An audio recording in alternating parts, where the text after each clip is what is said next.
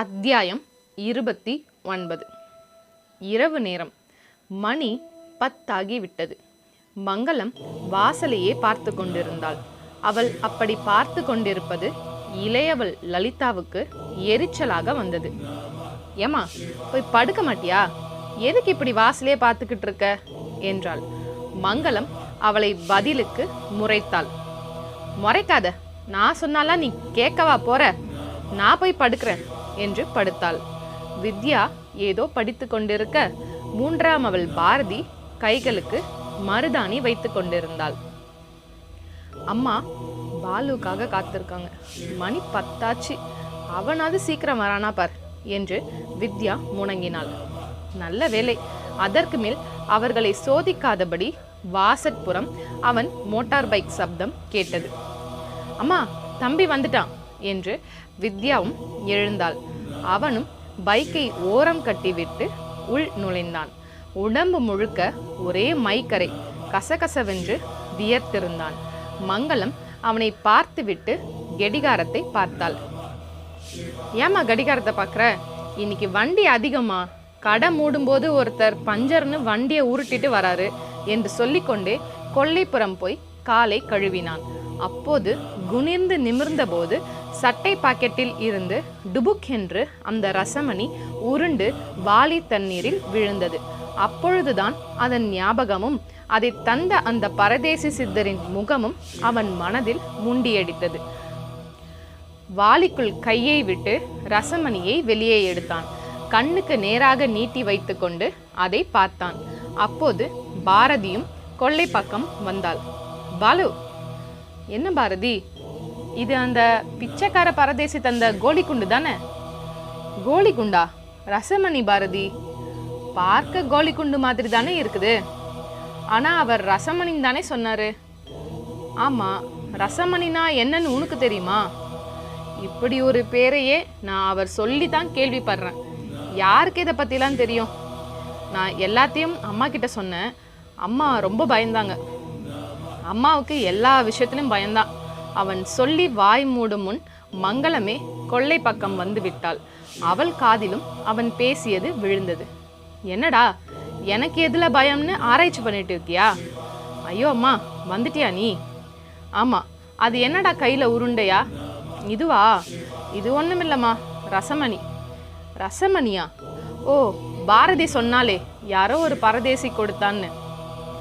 அம்மா, அவரை பரதேசின்னு சொல்லாதீங்க, அவர் சாமியார்மா. எனக்கு என்னவோ அவரை பார்த்ததுல இருந்து மனசுக்குள்ள ஒரு நிம்மதி. தெரியும்டா, தெரியும். அப்பா மாதிரி தானே பிள்ளையும் இருப்ப. என்னம்மா சொல்ற? நான் என்னத்த சொல்லுவேன்? உன் அப்பாவும் இப்படிதான் சித்தர்கள் சாமியாருங்கள்னு பேசிதான் தொலைஞ்சு போனார். இப்ப அந்த ஆளுங்க உன்கிட்டயும் வந்துட்டாங்களா? என்னம்மா சொல்ற? அப்பா சித்தர் சாமியார்னு பேசிதான் காணாம போனாரா? மங்களம் முதல் முறையாக தன் கணவன் பற்றி வாய்விட அதை பாலும் கெட்டியாக பிடித்து கொண்டான். அவளுக்கே அது திணர்ச்சியை தந்தது. அது அவள் முகத்தில் அப்பட்டமாக எதிரொலித்தது. அம்மா சொல்லுமா, அப்பா வன இலக்காவில் வேலை பார்த்து காட்டுக்குள்ள அவருக்கு ஏதோ ஆகிடுச்சுன்னு தானே எல்லாரும் சொன்னாங்க. அதெல்லாம் வெட்டி பேச்சு. உண்மையில நடந்தது வேற. இப்ப அதை பேசுறதால எந்த புண்ணியமும் இல்லை. நீ முதல்ல அந்த ரசமணியை தூக்கி எறி. அம்மா, எரிடானா? இது என்னம்மா பண்ணிடும்? இந்த பரதேசி சமாச்சாரம் எல்லாமே ஆபத்தானதுடா. சில பரதேசிங்க உள்ளுக்குள்ள பயங்கரமான ஆட்களா இருப்பாங்க. உன்ன மாதிரி கருவேப்பிலை கொத்தாட்டம் இருக்கிற பசங்களை வசியப்படுத்தி தங்களோடவே கூட்டிட்டு போயிடுவாங்க. என்னம்மா என்னென்னமோ சொல்ற? நான் அவரோட போறதால அவருக்கு என்னம்மா பிரயோஜனம்? என்னடா நீ வளைச்சு வளைச்சு கேள்வியா கேட்டுக்கிட்டு? இதெல்லாம் சித்து வேலை. வசியம் பண்ணி கூட்டிட்டு போய் பலி கூட கொடுக்கலாம். யாருக்கு தெரியும்? முதல்ல தூக்கி எறிஞ்சிட்டு உள்ளவா, சாப்பாடு ஆறுதுல. மங்களம் சொன்ன செய்தி பாலு மனதில் கொஞ்சம் பகீர் உணர்வை கிளறிவிட்டது. பாரதியோ பயந்து விட்டாள். வெடுக்கென்று அவன் கையில் இருந்த அந்த ரசமணியை பிடுங்கியவள் கொல்லைப்புறத்தில் இருந்து அப்படியே விட்டெறிந்தாள். அது கூரைக்கு மேல் பறந்து போய் கூரையில் விழுந்து ஓடி வாசற்புறம் கூரை சரிவுக்கு கீழே ஒரு ஓரமாக வைக்கப்பட்டிருந்த கோலமாவு டப்பாவில் விழுந்தது. விழுந்த வேகத்தில் புதைந்து தன்னை மூடிக்கொள்ளவும் செய்தது. படுக்கையில் தூங்க போன பாலுவுக்குள் அவன் தாய் சொன்ன கருத்துக்கள், குறிப்பாக அவன் அப்பா பற்றி அவள் சொன்னது காதில் ஓடிக்கொண்டே இருந்தது. இவ்வளவு நாட்களில் அவன் அப்பா பற்றி அவன் பெரிதாக சிந்தித்ததே இல்லை. வீட்டு ஹாலில் ஒரு படத்தில் தொங்கியபடி உள்ள அவர் உருவத்துக்கு ஒரு நாள் இரண்டாம் அவள் லலிதா மாயிலை ஒன்று போட்டாள். அடுத்த நொடியே மங்களம் அதை பீத்து போட்டுவிட்டு லலிதாவின் கன்னத்திலும் அரைந்து விட்டாள். உங்க அப்பா ஊருக்கு வேணா செத்தவரா இருக்கலாம், என் வரையில அவர் உயிரோட தாண்டி இருக்காரு, அதுல எனக்கு கொஞ்சம் கூட சந்தேகமும் இல்லை என்று பூஜை அறைக்குள் போய் பார்வதி பரமேஸ்வரன் படத்தின் முன்னாலும் குட்டி லிங்கம் ஒன்றன் முன்னாலும் அவள் கண்ணீர் விட்டு அழுதாள். அதெல்லாம் பாலுவுக்கு நினைவுக்கு வந்தது. அப்பா மட்டும் கூட இருந்திருந்தால் தான் இப்படி ஒரு மெக்கானிக்காக மாறி அவஸ்தைப்பட்டு காலம் கடத்த வேண்டிய ஒரு அவலமும் ஏற்பட்டிருக்காது என்றும் சிந்தித்தான். அதே நினைப்போடு புரண்டு புரண்டு படுத்தான். ஏகப்பட்ட வண்டிகளை கழட்டி பூட்டிய வலி வேறு உடம்பில் பாகம் பாகமாக வலித்து அவனை முணங்க வைத்தது. அப்படியே தூங்கியும் போய்விட்டான். விடிந்து விட்டது. கிழக்கு வானில் சூரியனும் உருண்டு திரண்டான். பூமி மேல் சுளீரென்று தாக்கிற்று அவனது கதிர் கிரணங்கள். ஜன்னல் வழியாக உள்ளே நுழைந்து பாரதியின் முகத்திலும் அது சூடு தாளிக்கவும் வாரி சுருட்டி கொண்டு எழுந்தாள் பாரதி. அப்படியே கண்களை கசக்கி கொண்டு சுவற்றில் கடிகாரத்தை பார்த்தாள். மணி 6:30 ஆகி விட்டிருந்தது. ஐயோ, வாசல் தெளித்து கோலம் போட வேண்டிய நேரமாயிற்று இது. அலறி அடித்து கொண்டு எழுந்தாள். கலைந்த கூந்தலை அடக்கி கட்டி கொண்டாள். விறுவிறுவென்று வாசல் பக்கம் சென்றவள் பெரியவள் வித்யா தண்ணீர் தெளித்து கொண்டிருப்பதை பார்த்தாள். அப்போது சாலையில் தினமும் அவளது தரிசனத்திற்காகவே ஜாகிங் வரும் அந்த இளைஞனும் அவளை பார்த்தபடியே கடந்து போனான். காலங்காத்தால சைட்டா முணங்கிக் கொண்டே போய் கோல டப்பாவை கையில் எடுத்தாள். அக்கா, நீ தண்ணி தெளிச்சது போதும், உள்ள போ, நான் கோலம் போட்டுட்டு வரேன் என்று வீட்டு வாசல் நடுவில் நின்றாள். இடுப்பு பாவாடையை சற்று தூக்கி இடுப்பருகே சொருகி கொண்டு கோல டப்பாவுக்குள் கைவிட்டாள். விரல்களில் மீண்டும் அந்த ரசமணி தட்டுப்பட்டது. கொஞ்சம் பக்கென்றது அவளுக்கு. தலைக்கு மேலே தூக்கி எறிந்து திரும்பவும் எப்படி வந்தது, அதுவும் கோலமாவு டப்பாக்குள்? அவள் கேள்வியில் நெளிந்தபடியே அதை பார்த்தபோது பாலு வாயில் பிரஷுடைய வெளியே வந்து அதை பார்த்து விட்டான். பாரதி, என்னது? ரசமணி பாலு, ராத்திரி தூக்கி எறிஞ்சது. அது எப்படி இப்ப உன் கையில? இந்த கோல டப்பாவில் கிடந்துச்சு. இதுலையா? அவன் ஆச்சரியமாக பார்த்தான். உள்ளிருந்து மங்களத்தின் குரலும் கேட்க ஆரம்பித்தது. டே பாலு, அங்க என்னடா பண்ற? சீக்கிரம் பல்லு விளக்கிட்டு வா, காப்பி ஆறுது பார். அவன் உடனே தடுமாற தொடங்கிட பாரதி திரும்பவும் அதை தூக்கி எறிந்தாள். ஏய், என்ன பண்ற? அதான் பார்த்தல, திரும்ப தூக்கி எறிஞ்சிட்டேன். அம்மா பார்த்தா ரொம்ப வருத்தப்படுவாங்க. எரிஞ்சது எரிஞ்சதாவே இருக்கட்டும், நீ போ. அவள் கூறும்போதே அம்மா கீரை என்று கூடை நிறைய கீரை கட்டுகளுடன் கீரைக்காரி வந்து நின்றாள். வழக்கம் போல் பொன்னாங்கனி 3 கட்டு என்றாள் பாரதி. கூடையை கீழே வைத்து கூடைக்குள் இருந்து 3 கட்டு கீரையை எடுத்து கொடுத்தாள். அவள் பேர் பொன்னாத்தாள். அவள் வாயை பிடுங்குவது என்றால் பாலுவுக்கும் கொள்ளை இஷ்டம். என்ன பொன்னாத்தா, எப்படி இருக்கு உன் பிசினஸ் எல்லாம் என்று வாயினுள் பிரஷால் வயலின் வாசித்தான். அவள் சிரித்தாள். எதுக்கு சிரிக்கிற? சிரிக்காத, என்னத்த பண்ண? கீரை விற்கிறத நீ பிஸ்னஸ்ன்னு கிண்டல் பண்ற, அதை நினைச்சேன். நான் ஒன்று கிண்டல்லாம் பண்ணல. இன்னைக்கு வெளிநாட்டில் அதிக கிராக்கியே இந்த கீரைங்களுக்கு தான், தெரியுமா? அப்படியா? ஆமாம், அங்கே கீரை விற்றே ஒருத்தர் கோட்டீஸ்வரர் ஆயிட்டாரு. பெரிய கீரை பண்ணையில் எல்லா விதமான கீரைகளையும் பயிர் பண்ணுறாரு. இதான் தண்ணி விட்டால் தலை தலைன்னு தழைச்சி வந்துருமே. ஆமாம் ஆமாம், கீரைனா ஏதோ சாதாரணமாக நினைக்கிறாங்க. ஆனால் அது மாதிரி மனுஷ உசுருங்களுக்கு உதவி செய்கிற ஒன்று இந்த உலகத்திலே கிடையாது. சீக்கிரமாக முளைவிடும், நல்ல ருசியாக இருக்கும். கண்ணுக்கும் எலும்புக்கும் கீரைங்க அவ்வளவு நல்லது.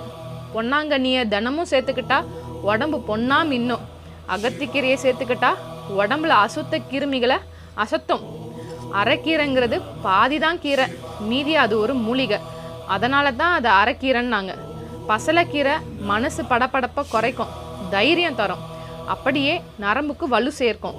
புளிச்ச கீரை அஜீரணத்தை ஒரு வழி பண்ணிடும். ருசியை வச்சு இதுக்கு இந்த பேர் வந்தது. சோம்பலா எதுலேயும் பிடிப்பில்லாமல் இருக்கிறவங்க தினமும் இது சேர்த்துக்கிட்டா அவங்க குணமே மாறிடும். அதே சமயம் பொறாம பிடிச்சவங்க புளிச்சக்கீரையை தினமும் சேர்த்துக்கிட்டா ரொம்பவே பொறாமப்பட ஆரம்பிச்சிடுவாங்க. மிளகு தக்காளி கீரை வாய் புண்ணுக்கு அருமருந்து, வயிற்று புண்ணையெல்லாம் அப்படி ஆத்தம். சிறுகீரை ரத்தத்தை சுத்தம் பண்ணும், மூத்தரம் பெஞ்சா பன்னீரா இருக்கும். பொன்னாத்தால் ஒரு கீரை புராணமே படித்து முடித்து விட்டாள். அவளது அந்த காலை நேர உபன்யாசம் கேட்டு அக்கம் பக்கமும் கூடிவிட்டது. அடேங்கப்பா, உனக்கு தான் இந்த கீரைங்களோட என்ன ஒரு அட்டாச்மெண்ட்! விட்டா இந்த கீரையை மட்டும் ஆராய்ச்சி பண்ணி ஒரு டாக்டர் பட்டமே வாங்கிடுவேன்னு சொல்லு. பாலு அவளை சினுக்கியபடியே கொல்லைப்புறமாக சென்றான். அவனுக்கு முன் பாரதி அங்கே சென்று கீரையை கிணற்று தண்ணீரில் கழுவி கொண்டிருந்தாள். அப்போது ஒரு கீரை கட்டுக்குள் இருந்து டனங்கென்று புரண்டு வந்து விழுந்தது அந்த ரசமணி உருண்டை. திரும்பவும் அவளிடம் ஒரு திகைப்பு. என்ன பாரதி, இது நம்மளை விட்டு போகாதா என்று கேட்டுக்கொண்டே வாய்க்கொப்பளித்தவன், நீ தூக்கி எறிஞ்சது கீரைக்காரை கூடையில விழுந்து திரும்ப நம்ம கைக்கே வந்துடுச்சு பார் என்றான். பாலு, அம்மா சொன்னது சரிதான், இதுல ஏதோ மாயம் இருக்குது, இல்லாட்டி இப்படியா உன்னை என்ன சுத்தி சுத்தி வரும். பாரதி அதிகபட்ச அதிர்வினையை காட்டினாள். பாலுவின் உள்ளங்கையில் ஆயுள் ரேகை மேல் அந்த ரசமணி காலை சூரிய ஒளியின் கதிர்பட்டு ஜொலித்திட அவனையே வெறித்தது. ஏதோ நினைப்பில் அதை கையில் வைத்து பார்த்தபடியே வீட்டுக்குள் போனான். ஏண்டா, இதை இன்னும் நீ தூக்கி எறியலையா என்று கேட்டபடி காப்பி டம்ளருடன் மங்களம் எதிரில் வந்தாள். இல்லைம்மா, அதை நான் எரிஞ்சேன், ஆனால் இது என்னை விட்டு போக மாட்டேங்குதுமா. என்னடா கதை விடுற? எங்க என்கிட்ட கொடு, இது எப்படி திரும்ப உன் கைக்கு வருதுன்னு நான் பார்க்குறேன். மங்களம் வெடுக்கென்று அவனிடம் இருந்து அந்த ரசமணியை பிடுங்கி வீட்டுக்குள் பரன் மேல் எறிந்தாள். அட என்னம்மா நீ, அதை வீட்டுக்கு வெளியே எரிஞ்சே அது திரும்பி வீட்டுக்கு வந்துடுச்சு, வீட்டுக்குள்ளேயே இப்போ எரிஞ்சிருக்க, அது திரும்பி வரத்தான் போகுது பார். பாரதி சற்று பயம் காட்டினாள். அதுவரை பொறுமையாக நடமாடி கொண்டிருந்த லலிதா அவர்களுக்கு நடுவில் வந்து, ஒரு கோலி குண்டை நீங்க வீசி எறிஞ்சா அது திரும்ப கால் முளைச்சி நடந்து நடந்து வருதாக்கும், யாருக்கிட்ட காது குத்துறீங்க என்று ஒரு கையை தினுசாக ஆட்டி கேட்டாள். லலிதாக்கா, நீ போய் உன் வேலையை பார், நான் உன்கிட்ட வந்து சொல்லும்போது நீ கமெண்ட் அடி, இப்போ கிளம்பு என்றான் பாலு. அவள் முகம் உடனே கோணிக்கொண்டது. அவனை பழிப்புடன் பார்த்தபடியே விலகி போனான். மங்களமோ சாமி சந்நிதி முன் சென்று கண் கலங்க கை கூப்பி இருந்தாள். பாலுவுக்கு அவள் செயல் ஒரு வகையில் எரிச்சலாய் கூட இருந்தது. அம்மா, என்னம்மா அது, இப்போ எதுக்குமா சாமி கிட்டலாம் போய் நின்று அழுவுறீங்க? அட போடா, என் மனசு இப்போ என்ன பாடுபடுதுன்னு உனக்கு தெரியாதுடா.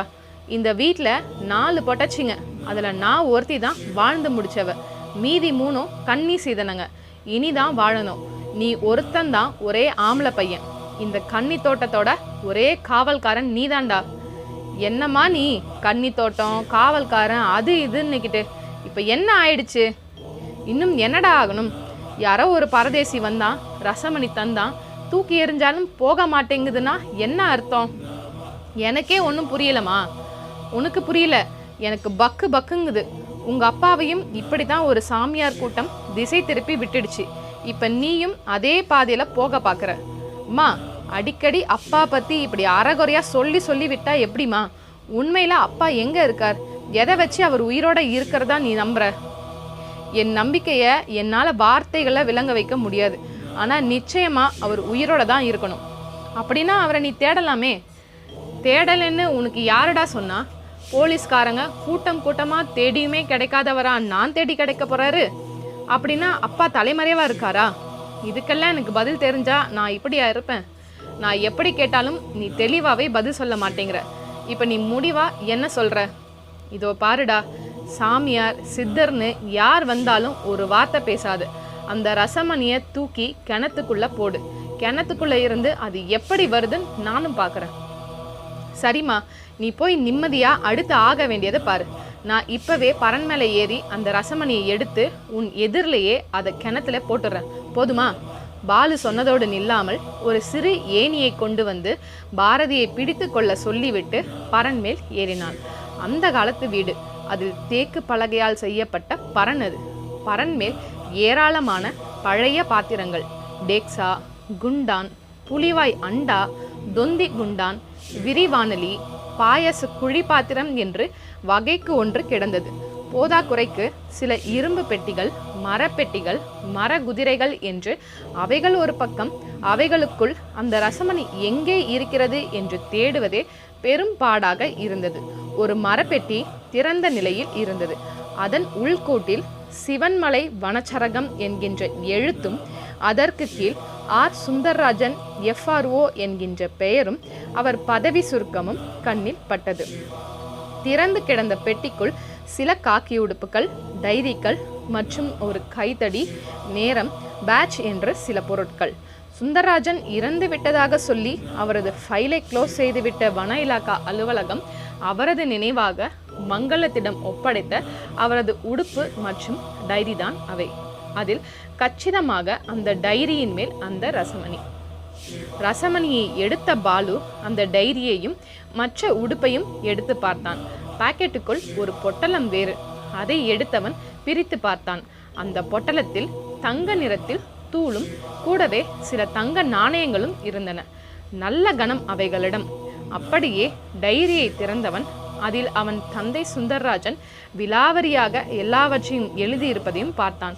கீழிருந்து பாரதி, பாலு எடுத்துட்டியா என்று குரல் கொடுக்கும் பிரங்னை கலைந்தான். சட்டென்று அந்த தங்கத்தூள் பொட்டலத்தை தன் பாக்கெட்டில் மடக்கி சுருட்டி போட்டு கொண்டான். டைரியையும் மார்பு பக்கம் பனியனுக்குள் அடக்கி கொண்டான். ஞாபகமாக ரசமணியை கையில் பிடித்து கொண்டு கீழிறங்கி அதை பாரதியிடம் காட்டினான். பாரதி அத்துடன் கொல்லைப்புறத்துக்கு ஓடினாள். இரு பாரதி, அம்மா கிட்ட காட்டிட்டு கிணத்துல போடு, எல்லாரும் பார்க்கட்டும் என்று குரல் கொடுக்க பாரதியும் கிணற்று திட்டில் தேங்கி நின்றாள். மங்களம், வித்யா, லலிதா என்று மூவரும் வந்து சேரும். அவர்களுக்கும் அதை காட்டிவிட்டு கிணற்றுக்குள் போட்டாள். அதுவும் பிளக் என்கின்ற சப்தமுடன் உள்ளே விழுந்து மூழ்கி மறைந்து போனது. எல்லோர் முகங்களையும் அப்பாடா என்று ஒரு திருப்தி. பாலு மட்டும் கிணற்று திட்டை ஒட்டி ஓரமாக ஒதுங்கி மறைவான இடத்தில் அமர்ந்தான். டைரியை எடுத்து திறந்து ஆவலாக அப்பா என்னதான் எழுதியிருக்கிறார் என்று பார்த்தான். அதே சமயம் சற்று தொலைவில் இருந்தபடியே புன்னகை முகத்துடன் இதை பார்த்து கொண்டிருந்தார் குரங்கு சித்தர். இவர்தான் ரசமணியை அவனுக்கு தந்த பரதேசி சித்தர். இந்த நாவலோட தொடர்ச்சியை அடுத்த காணொளியில பார்க்கலாம். வாழிய செந்தமிழ் செம்மொழியாய்.